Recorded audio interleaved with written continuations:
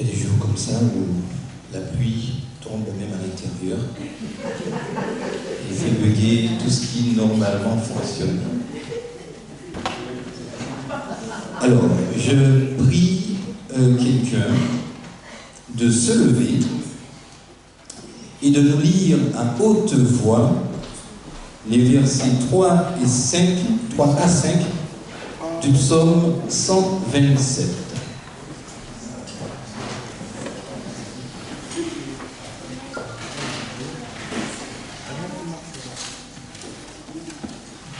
Donc, quelqu'un qui se lèvera pour nous lire le psaume 127, les versets 3, 4 et 5.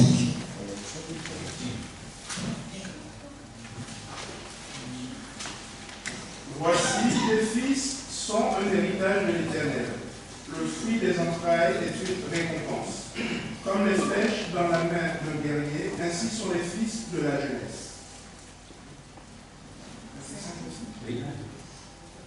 Heureux l'homme qui en remplit son carrefour. Ils ne seront pas confus quand ils parleront avec des ennemis à la porte. Merci. Alors, le psaume 127 fait partie de ces fameux cantiques qu'on appelle les cantiques des degrés. Donc, c'était des cantiques que les habitants de ce pays chantaient quand ils allaient à Jérusalem. Donc on n'allait pas avec son téléphone, chacun en train de regarder ses mails ou sur les réseaux sociaux. On était tous ensemble et on chantait des cantiques. Alors je vous laisse imaginer des milliers de pèlerins qui sortent des différentes villes pour aller à Jérusalem pour les moments de fête. Et ils chantaient tout le long du chemin. Et ce chant, il est particulier parce que c'est un cantique pour la famille. Verset 1er dit: si le Seigneur ne bâtit pas la maison, les maçons se donnent du mal en vain. Si le Seigneur ne veille pas sur la ville, les veilleurs montent la garde en vain. En vain, vous aussi, vous vous levez tôt et vous vous couchez tard. En vain, vous peinez à gagner votre pain. Le Seigneur en donne autant à celui qu'il aime pendant qu'il dort. Moi, je trouve ces versets extraordinaires. Un père qui est au ciel et qui s'engage à prendre soin de tous ses enfants. Alors, on a ceux qui se lèvent le matin. Ils partent très tôt travailler, ils partent, il fait nuit, ils rentrent, il fait nuit. Après, ça dépend si c'est l'hiver ou si c'est l'été. Et on les invite à faire la fête ou à faire quelque chose. Ah non, je ne peux pas, je travaille. Ils sont tout le temps occupés.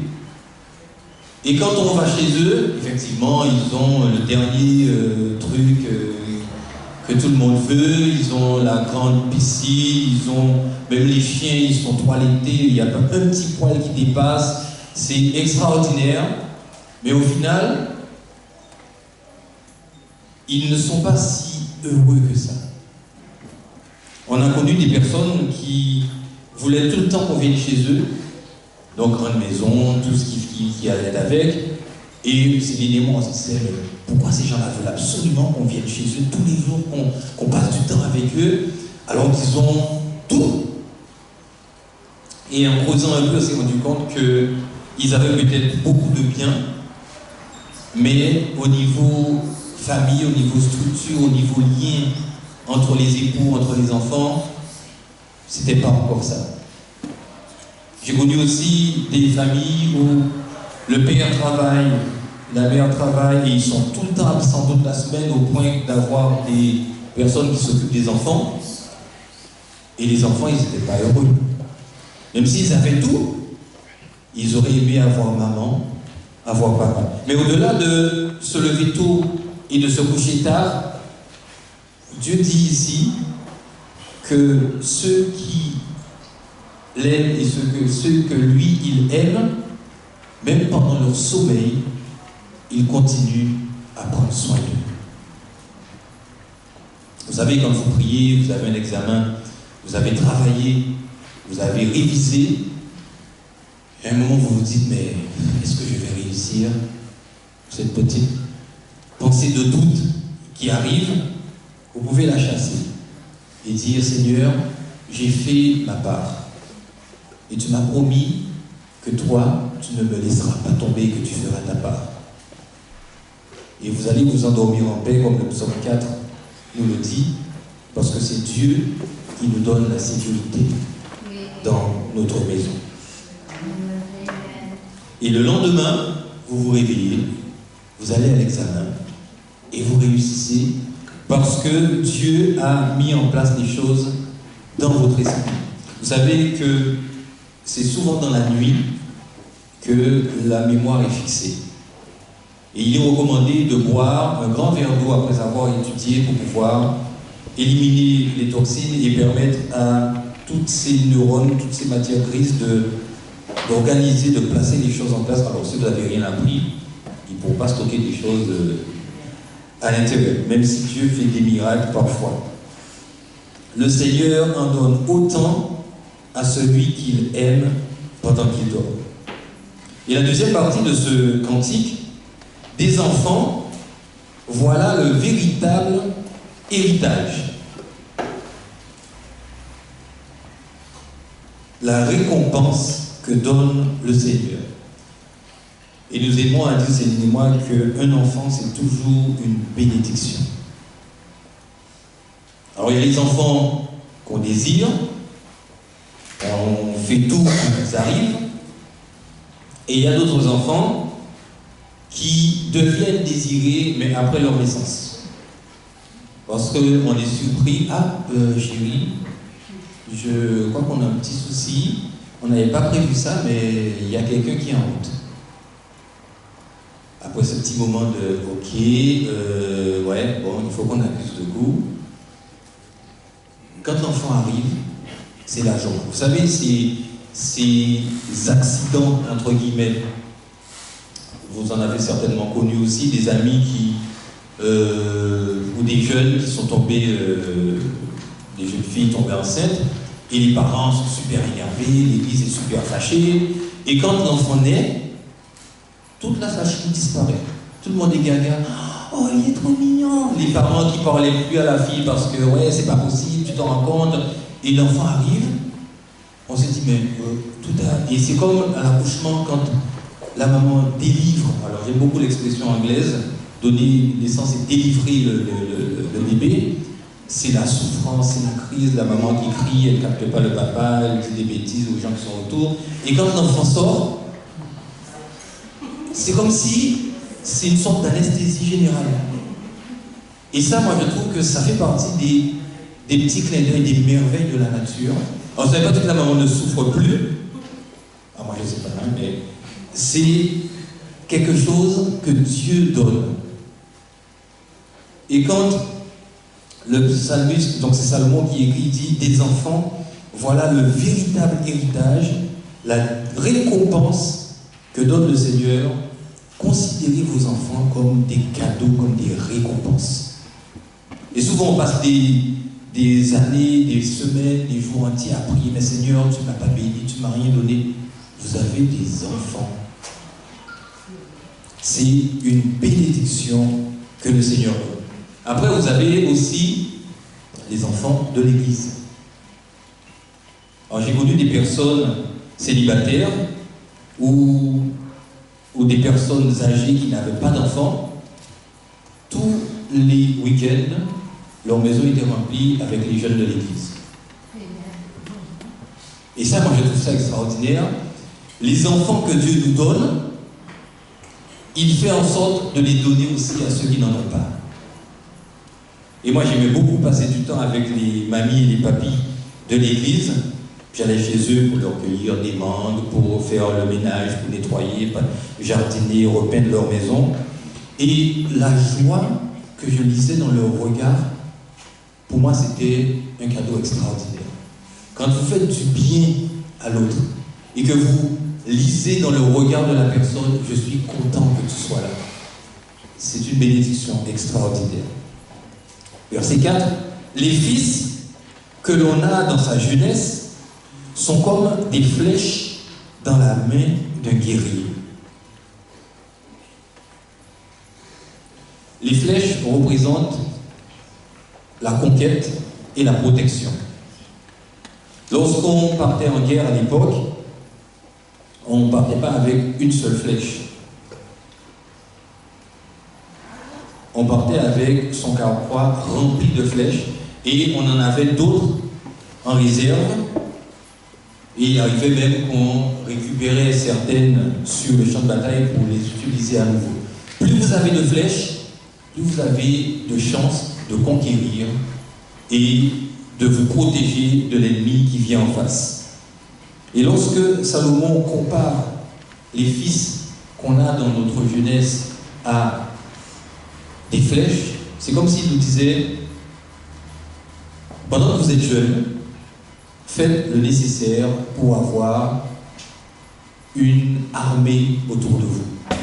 Alors on est en 2023, on ne parle pas de 5, 6, 7, 8, 9, 10, 13, 14 comme mes parents à l'époque. Quand je demande à maman, quand j'ai appris, mais maman, j'ai beaucoup de tontons, vous êtes combien? On est 14. Alors aujourd'hui, c'est difficile d'élever un enfant. Ça demande du temps, ça demande de l'engagement, et vous voyez au niveau des informations comment ça se passe.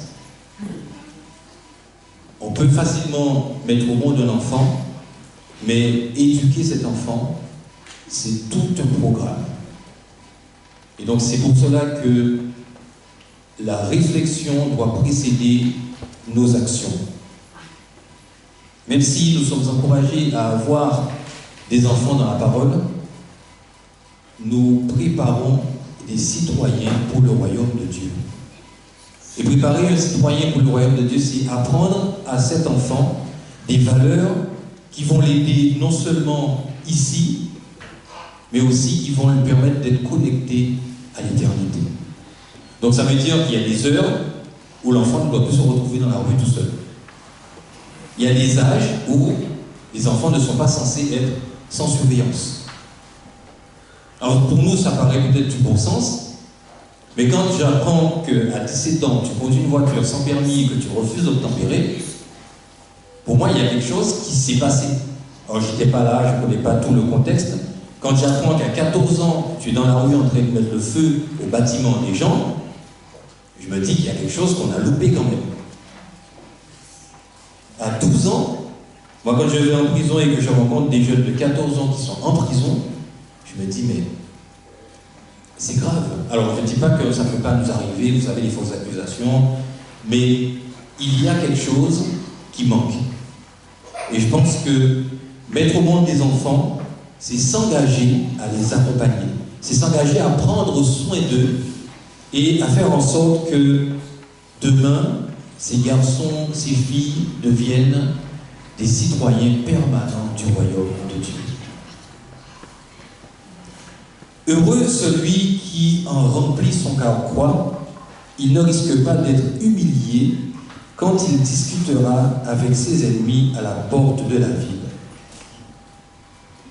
Une famille nombreuse, au moment où Salomon parle, c'était un avantage parce que ça permettait d'avoir du poids dans le débat.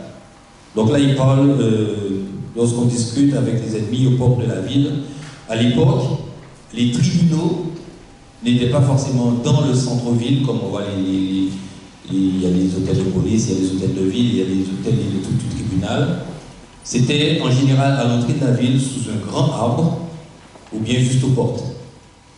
Et c'est là que les anciens s'asseyaient pour rendre la justice. Et quand j'étais accusé, je ne me présentais jamais tout seul. Je venais avec toute ma ribambelle derrière parce que eux, ils sont témoins de ce qui s'est passé. Non seulement il y a mes enfants à moi, mais il y a aussi toute ma famille. Et plus on est nombreux, plus on pèse dans la balance. Lorsque vous êtes seul à vous défendre, c'est un peu plus compliqué. Et les fausses accusations n'existent pas depuis 2000. Ça a toujours existé. Et ça a commencé au ciel. Donc le fait d'avoir des enfants nous permet aussi d'avoir des alibis en plus. Monsieur, vous étiez où à tel moment, telle heure? Écoutez, j'étais en train de changer la couche de mon bébé. Est-ce que vous pouvez le prouver? Bon, ça c'est encore autre chose. Mais, en tant que père de famille, en tant que mère, Dieu nous confie une tâche qui dépasse ce qu'on peut imaginer. Ce n'est pas l'État qui décide de la manière dont vous devez éduquer vos enfants. C'est la parole de Dieu. Instruis l'enfant selon la voie qu'il doit suivre, et quand il sera grand, il ne s'en détournera pas. Alors, ce n'est pas un verset qui nous dit que tous les enfants qui ont reçu une bonne éducation vont marcher droit. Tous les jeunes que j'ai connus quand j'étais à l'église sont plus ou moins restés à l'église, et ceux qui l'ont quitté ne sont pas, en tout cas je ne connais pas, qui soient devenus des vrais délinquants qui cambriolent, qui tuent, qui font des trucs graves. Et quand je discute avec ceux qui ne vont plus à l'église et qui se sont mis à boire, à fumer, ils ont gardé dans leur cœur une certaine barrière. Ils m'ont dit, c'est vrai, bon, je bois, je fume, je sais que c'est pas bien, mais ça je ne ferai pas. Et moi je continue à prier pour eux pour que l'Esprit puisse à nouveau recréer en eux ce désir de suivre Jésus pleinement. Et je crois que c'est ce qui est important, c'est que nous continuons à prier les uns pour les autres, mais prier les uns aussi avec les autres. Parce que prier avec un enfant, vous n'imaginez même pas, alors peut-être oui parce que vous le faites, l'impact que ça a dans sa vie. Dire à un enfant, alors ne prenez pas un enfant qui est en train de courir et lui dit viens on va prier, là vous allez casser son truc. Mais dire à un enfant, tu sais, cette semaine j'ai prié pour toi. J'ai parlé à Dieu de toi. J'ai nommé ton prénom.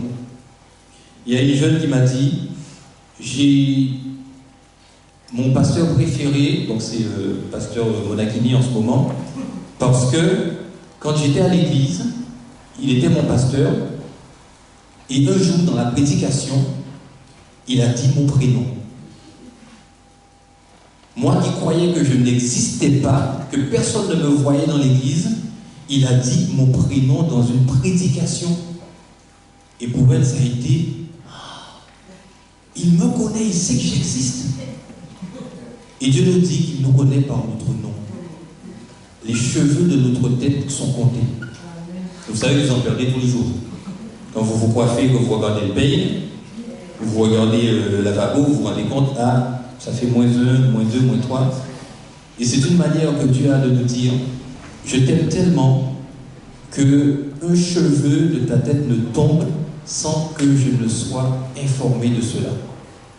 Donc dire à un enfant, tu sais, cette semaine, j'ai pensé à toi et je t'ai ramené ça.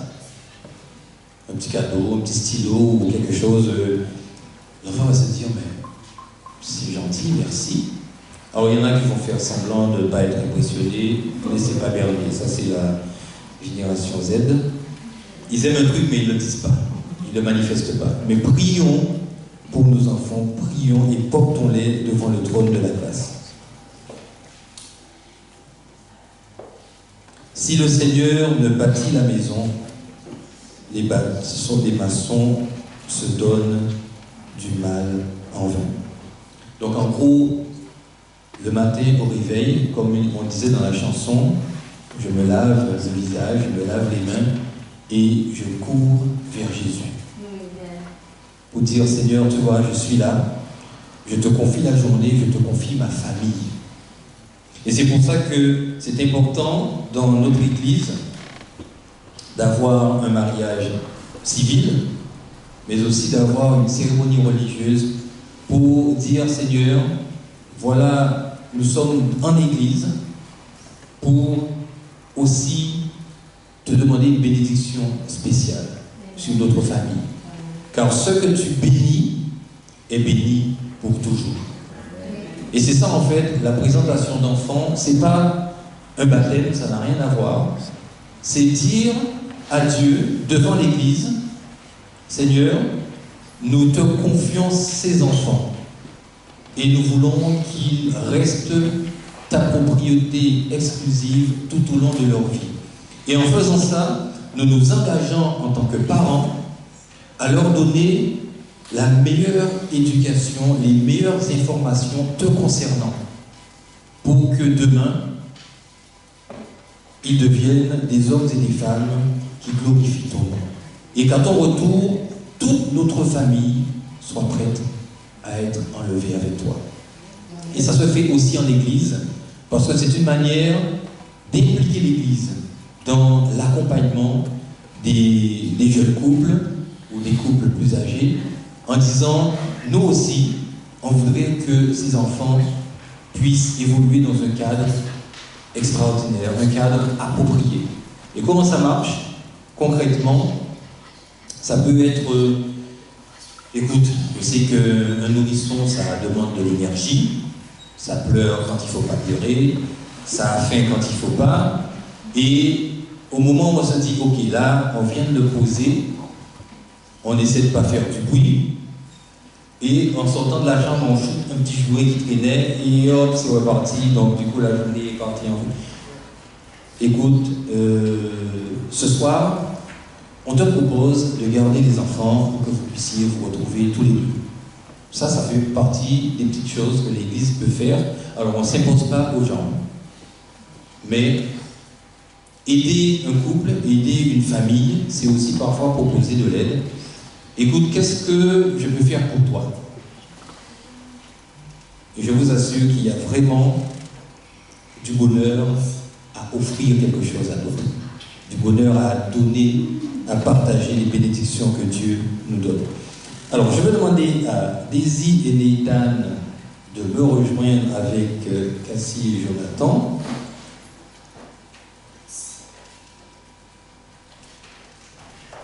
Moi, je vais descendre avec eux.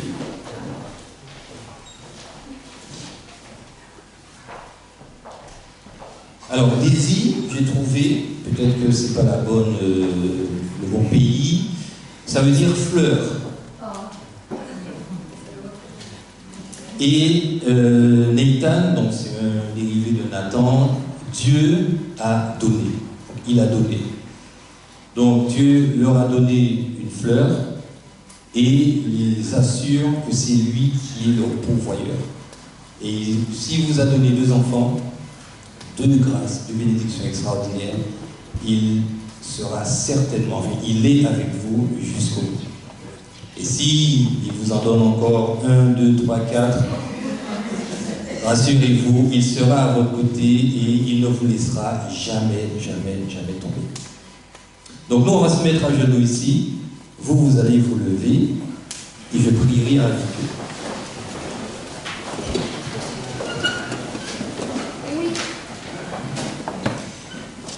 Notre Père qui est dans les cieux,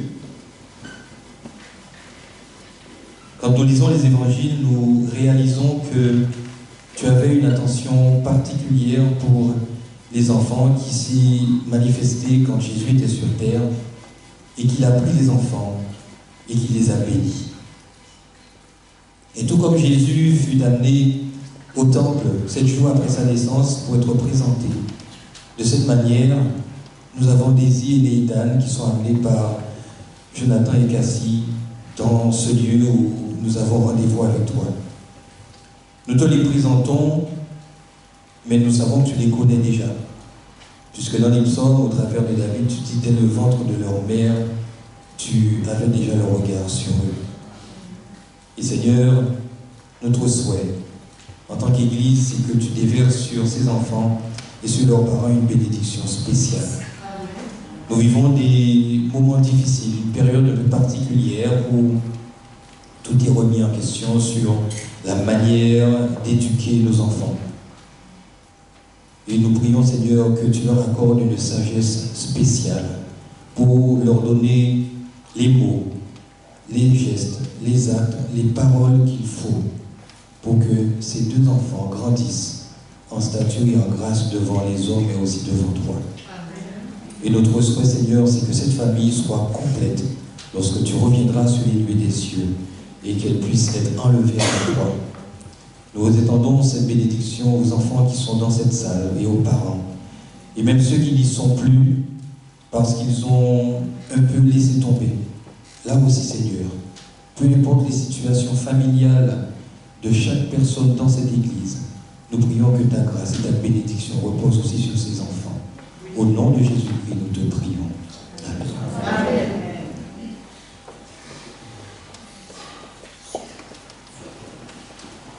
Vous pouvez vous asseoir.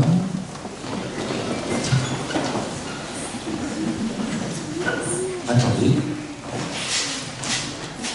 Au nom du MAE, ministère auprès des enfants, je voudrais vous offrir un petit cadeau pour les deux pour agrémenter votre moment de culte en famille.